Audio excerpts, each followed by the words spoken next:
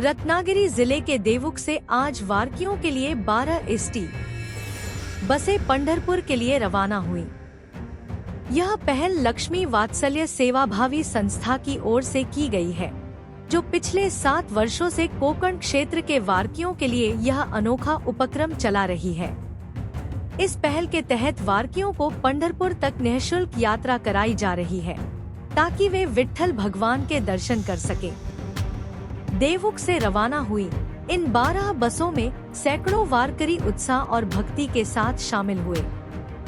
संस्था का उद्देश्य है कि कोई भी वारकरी आर्थिक कारणों से विट्ठल दर्शन से वंचित न रहे।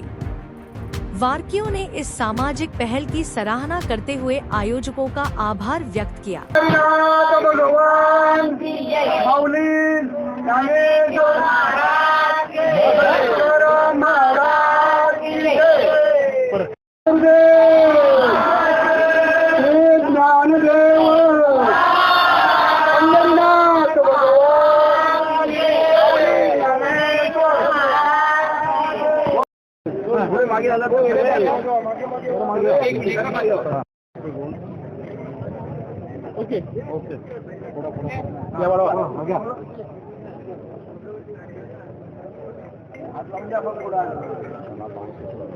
नांदेडकर जरा पाठीवा ना.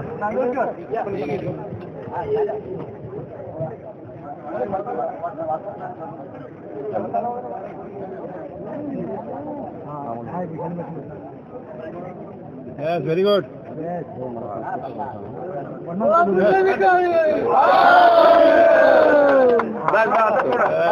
Very good.